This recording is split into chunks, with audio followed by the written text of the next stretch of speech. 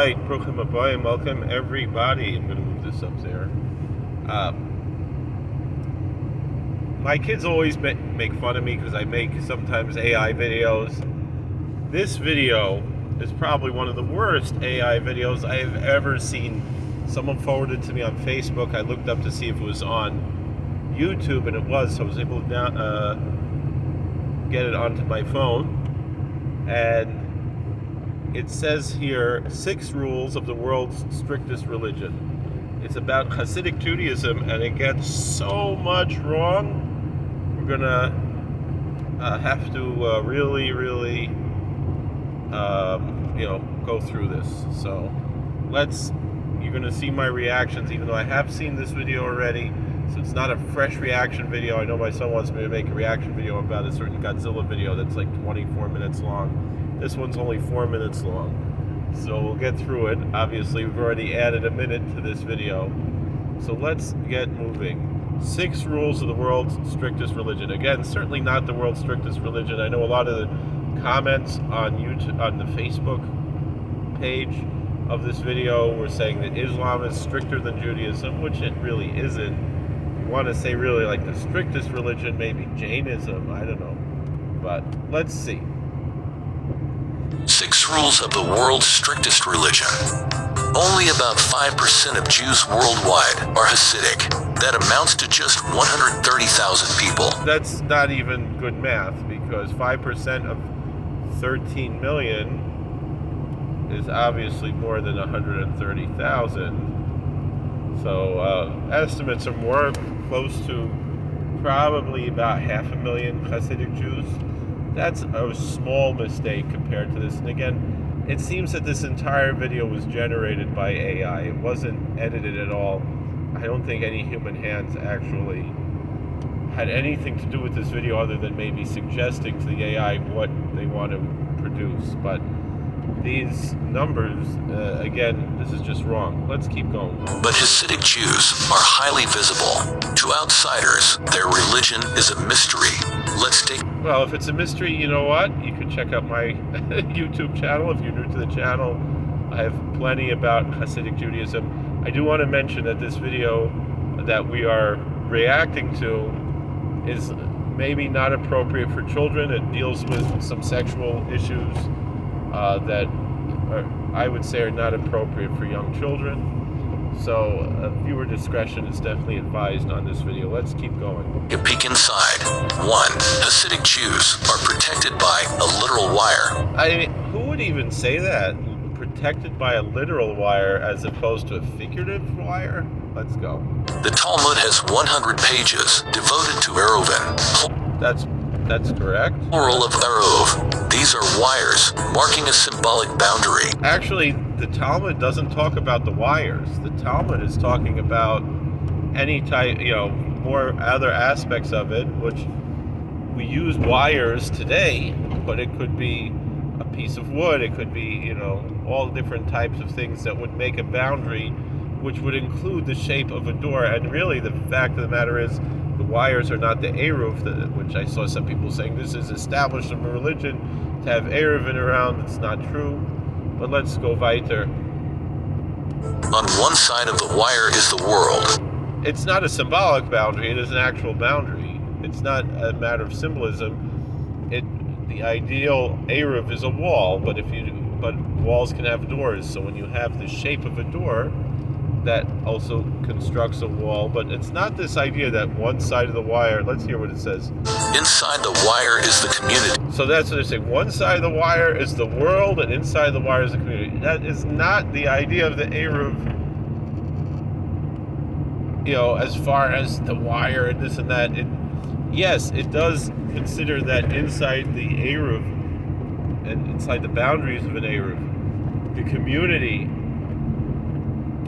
is considered to have a private domain. But it's not like, if you go outside the Eruv, you've left the community, no. All it means is within the laws of the Sabbath. And many Hasidic Jews live outside of an Eruv, or don't even use an Eruv, or don't recognize an Eruv that they might reside within. The entire Manhattan is protected by an I don't know if, again, this word protected is proper, and I don't even know if it's really true that the entire Manhattan is surrounded by an Eruv, because I know there are Eruvin in Manhattan, but I don't think it surrounds the whole island. I think it's different neighborhoods, and it's very controversial. I know Rabbi Moshe Feinstein, who was not Hasidic, but was ultra-Orthodox, believed that you could not make an Eruv anywhere in Manhattan with Tzuras HaPesach, with strings like this. So it's kind of complicated. Although the truth of the matter is, even in an apartment building, let's say you don't have strings around, but you have an apartment building or a hotel or something, you still need to have an Eruv just to carry from one hotel room to another, or from one apartment to another. And the Eruv doesn't mean the strings. The Eruv means a shared food item, usually a loaf of bread or a box of matzah or something, that is shared by the community in ownership in order to establish the Eruv. But that's part of the technicality. That's actually what the Eruv is, not the wires. So, but that's, colloquially we do call the wires the Eruv. But it's not like, you leave the community when you leave the Eruv. No, it just means you can't carry, like the last Shabbos where I live, there's no Eruv. Some people have wires around their house and make an Eruv, but then I walked into, a neighbor of mine has a farm, and he has strings wherever there are no fences. The fences count, but then he also has strings. And I remember I walked in and I saw, we're in the Eruv now. We're not behind the plow. Let's keep going. Eruv. It has to be higher than any other wires. That's not true. You can just use electric wires for an Eruv. Many people don't, but it could be higher, could be lower.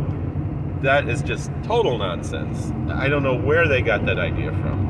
The smallest break renders it ineffective. A member of the Hasidic community checks the wire every Friday. You don't have to be Hasidic to check the Eruv. You just have to be an Orthodox Jew. My grandfather was not Hasidic, but he checked the Eruv every Friday. So this whole idea that it's a Hasidic thing, it's an Orthodox Jewish thing of which Hasidic Jews are included, but it's not. There's nothing Hasidic about the Eruv. Again, certain Hasidic communities, particularly Chabad, generally do not rely on strings for an Eruv. They would only rely on walls to create the boundaries for an Eruv, as opposed to most of the other Hasidic communities do accept it. But again, it's nothing about being Hasidic. It's just a plain Jewish thing. Repairs any breaks. But why Friday? Because 2. Saturday is so sacred. You can't do anything. First of all, the Sabbath isn't just Saturday. It starts Friday night and ends Saturday night. But you can do plenty of stuff on the Sabbath. It's not like you can't do anything. What does that even mean? You can't do anything. You can't breathe? We eat, we drink, we go to the synagogue. You can't drive a car. You can't write. You can't light a match. You can't cook. You can't sew. There are things that you can't do on the Sabbath. You can't carry outside of, a private domain. But the way they describe this is kind of silly. It's not exactly wrong, but it's really out there. Saturday or Shabbat is sacred to all Jews, but the Hasidim take it to the next level. They believe that doing anything on a Saturday is a sin. That's not. Again, this is not a Hasidic idea, and it's not doing anything. There are 39 categories of labor that are considered to be sinful. Not anything. That includes, for example, moving things around. Moving things around? What does that mean? Well, inside your house, you're allowed to move things around. Outside, if there's no Eruv, it's true. You're not allowed to move things around. And again, here I'm using the term Eruv more or less colloquially. Carrying a set of keys with you when you leave the house, that's a sin. So how can they survive in Manhattan? That's where There aren't that many Hasidic Jews in Manhattan. Most of the Orthodox Jews in Manhattan are modern Orthodox, some are Yeshivish, and some are Hasidish. But, the more enclaves of Hasidism are more in Brooklyn, and upstate New York, New Jersey, other places. Not so much in Manhattan. Let's go weiter. Eruv comes in. The wire protects the community. And not protects, it makes the boundary of where you're allowed to carry and not. It's not that it's some spooky protection. It's just, it's a legal barrier that has legal ramifications, just like the walls of a house. It's not really a symbol. It's a structure, really just like the walls of anyone's house. Transforming them into a single space. Really, again, it would be transforming into a private domain. Within this space, they're free to move stuff around. There's only certain things you can move. You still can't move your car in the Eruv. I remember the Daily Show, they had this story with the Eruv, and they're like, inside the Eruv, you could do whatever, what happens in the Eruv stays in the Eruv. Like, this is a long time ago, this is 20 years ago. He's like, the Eruv, the guy, he made like a hat with strings on it, and he like was eating a ham sandwich. Like, I'm in the Eruv, it's okay, I got an Eruv hat. He's like, you can't, no. He's like, inside the Eruv, could you kill a man? No. It's not like you could do whatever you want in the Eruv. It's a transformation of a public domain to a private domain, but that's besides the point. Let's go further. Found on a Saturday. 3. Sex comes with a manual. I don't know what he means with a manual, but let's keep going. Hasidic Judaism frowns on arranged marriage.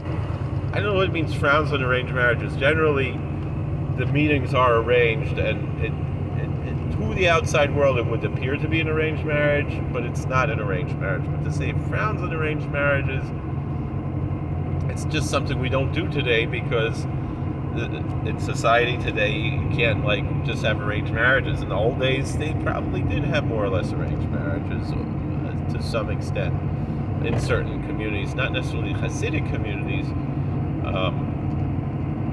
but certainly the meetings were arranged. But let's go. Yet the community must make sure it remains intact. So parents consult a shadchan, a Hasidic matchmaker. He uses spiritual guidance. Spiritual guidance. It's not like he's using Ruach HaKodesh there are Rebbes who might have Ruach HaKodesh, who might have some psychic abilities, but it's not like he's using psychic ability. He's just looking at, does this make sense? Are these a good match? To match a couple, they go on a few dates. It depends on the community. Some actually don't go out on dates. They meet in the home or something and have what's called a show. Others actually do go on dates, and that's the difference between, for the most part, actually in the Hasidic world, there's less of what we would consider going out on dates. As opposed to in the other ultra Orthodox communities, in the modern Orthodox communities, they do go out on dates, but the dates are with no touching in all of these worlds if they're following the rules. And again, not everybody follows the rules, but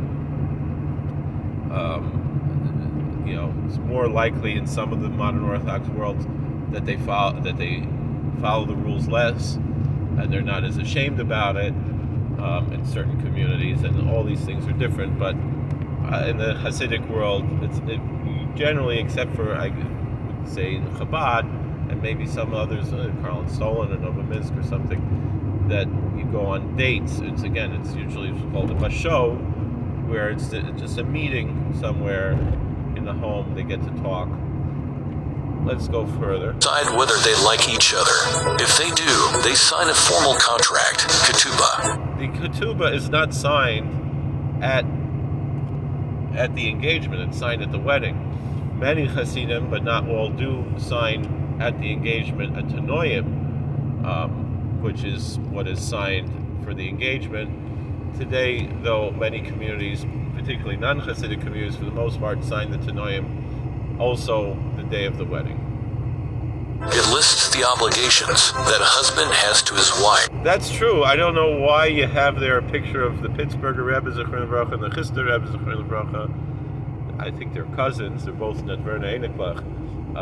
But anyway, that is one of the few true things in this video so far. The marriage has to be consummated, of course, but the newlyweds are supposed to be virgins. With no sex ed, it can be awkward for them, so special manuals are prepared for them and yet they're showing a siddur, but to say there's special manuals prepared. There are teachers who teach the groom and teach the bride. They're called, chassan teachers and kala teachers, chassan classes, kala classes, where they get not only sex ed once they're engaged, but also learning about various laws of menstruation and things, which is going to lead to the biggest mistake that is in this video. But let's keep going. Dance. 4. Hasidic sexual practices are unorthodox. Two things are considered spiritually draining. For women, it's their periods. For men, it's ejaculating. That's kind of not exactly what it means. Maybe more for the men, the ejaculation, but that is again more maybe of a Hasidic idea that is particularly Hasidic or Kabbalistic. For women, I never heard the idea that menstruation is spiritually draining. But let's go further.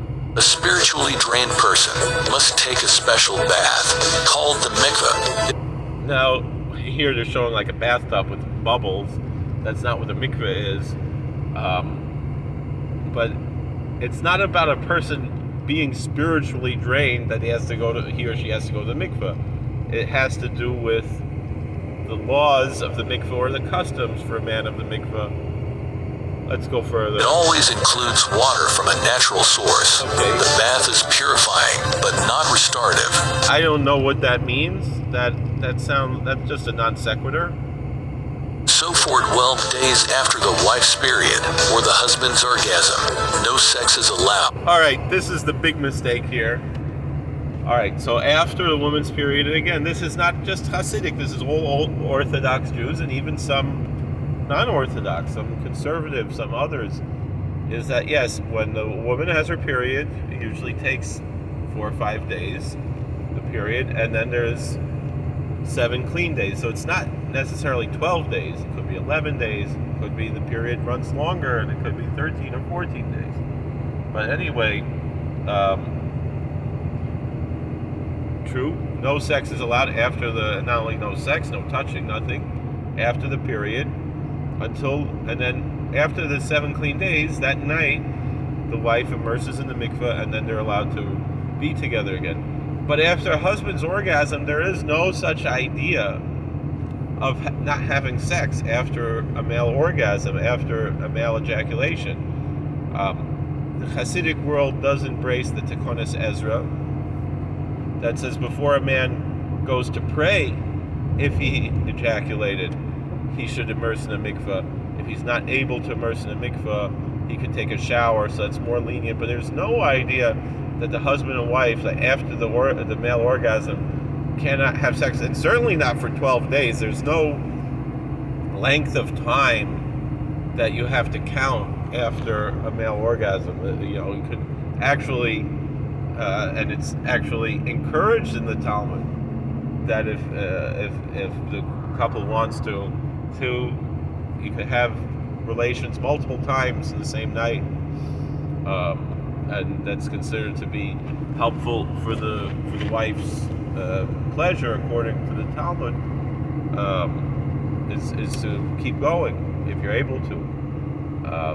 But I don't know, I don't know what people do in their lives, but this idea that a man has to wait 12 days after his orgasm to have sex, that's just nonsense. I have no idea where they got that from, other than just confusing it with a woman's period. It's and maybe again, it's similar to in Islam, where they do have somewhat of a rule like that, but both Muslims and Jews, Muslims, I think both the men and women, it's just right away after they take a shower, they don't have the mikveh.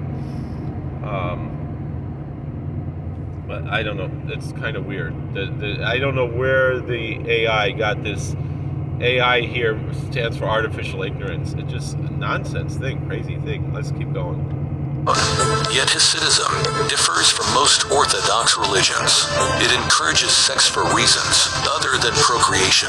Hasidic families are typically large, typically with 6 to 10 children, but married couples are free to make love for pleasure too. 5. The fundamental principle is change nothing.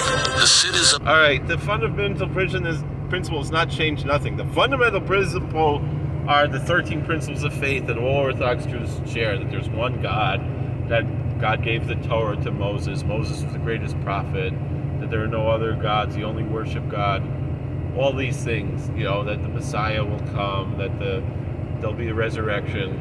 Those are the fundamentals. If you want to say like a fundamental to Hasidism, it's that. And also, this idea that you're allowed to have sex just for pleasure is not shared by all Hasidic groups. Some of the Polish groups, particularly the Gerach Hasidim, do not agree to that.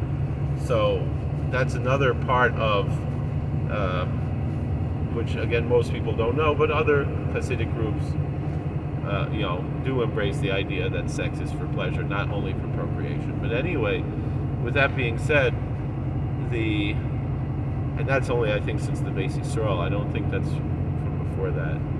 But anyway, it's not a fundamental principle of Hasidic Judaism of change nothing. The fundamental principles are like have joy, find God in everything, things like that.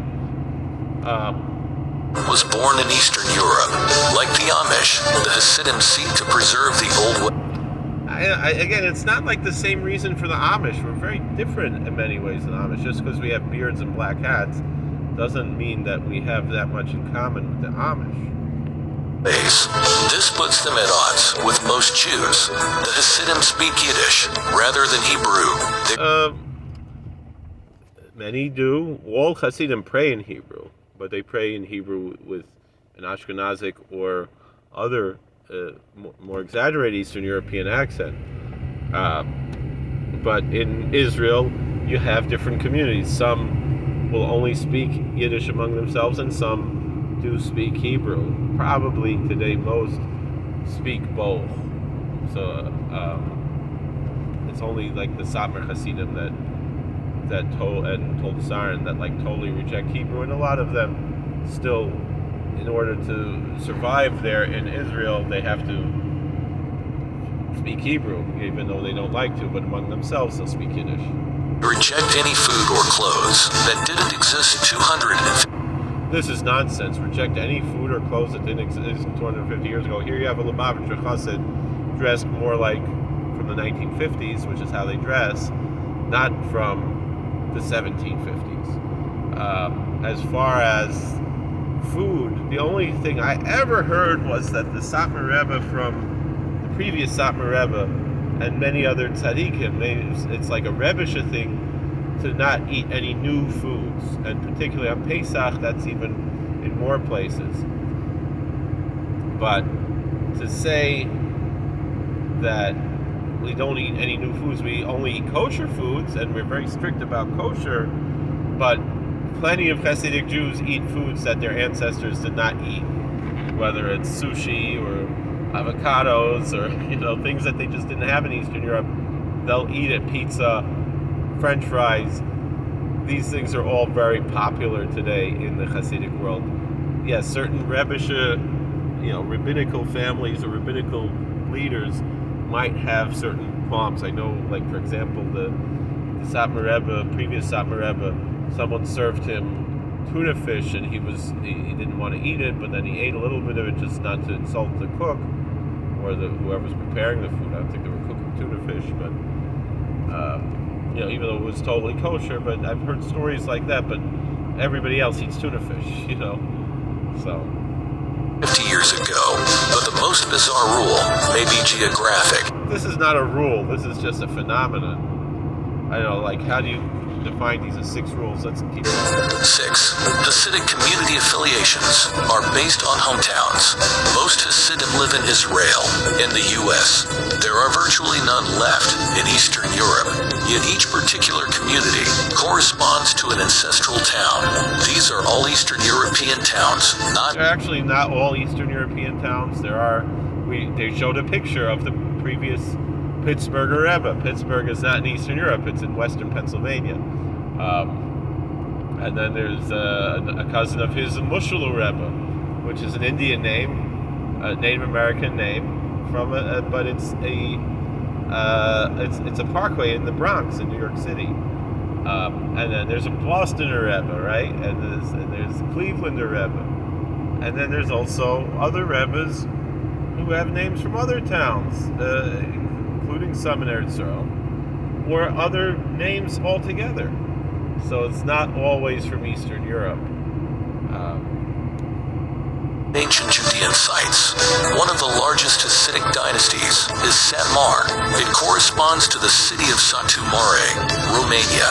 Satu Mare used to be Samarkand, Hungary. That's the town the Satmar dynasty recognizes. None of them live there. Not that they recognize it, it's that that's where their Rebbe was the Rav, that he was the chief rabbi of the town. Yet they still visit it on pilgrimage. They're not real. The Satmar Hasidim don't usually make pilgrimages to Satmar. My family came from Satmar. I should probably go to see where my ancestors are buried if I ever make it to Hungary. But if they're going to make pilgrimages to the Satmar ancestry, first of all, they'll go to Curious Joel, where the previous 2 Rebbes are buried in upstate New York. That's the biggest pilgrimage. But if they're going to go to Eastern Europe, they'll go to Sighet and to Eel, where the ancestors of their Rebbes are buried. As far as maybe some Nadverna Hasidim would go to Satmar, because the Pittsburgher Rebbe, for example, his great-grandfather was from Satmar and is buried there, as opposed to there are no Satmar Rebbes buried in Satmar. So the pilgrimages would just be to go to the graves. Yes, the actual Satmar households are all in Brooklyn. That's not true. Maybe the majority are in Brooklyn, but there are plenty in upstate New York, in Muncie, in Curious Joel, in New Jersey, Lakewood, and other places, Bloomingburg, New York, other places, as well as in Europe, in London, and in Belgium, and in Manchester, and then also in Israel, in Bnei Brak, and in Jerusalem, and in Beit Shemesh.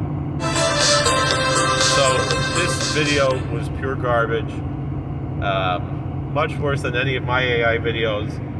I hope I cleared up if anybody was misinformed by this video. Please like, share, and subscribe, comment. I don't like to be negative, but this was like really, really weird, and it was just AI nonsense. I mean, again, I know how you could go on some of these channels and make AI videos, but this was probably one of the worst I've ever seen. Particularly, I guess the biggest mistake here was the idea that a man has to wait after an orgasm 12 days. I would not have made this video on this subject, except it's so weird. It was hard to not make this reaction video. So thank you for watching. Please like, share, and subscribe, comment. I'm sorry I'm tired. I should have been a little bit more animated. When you make reaction videos, oh wow, this is stupid. But I just made an actual, real reaction video. Again, it's not a live reaction video. I might, again, still make that video my son wants about that Godzilla video that he was very passionate about, and said maybe the two of us could make it together, but that is the situation. Thank you for watching. God bless. Please like, share, and subscribe. And if you really want to learn about Hasidic Judaism, please check out my channel. I answer questions based on comments left in the video. Make videos really pretty much just for whoever asks the questions. So feel free to ask questions. Like, share, and subscribe, comment. We'll see you later. All right, how do I turn this thing off? All right, we'll see you.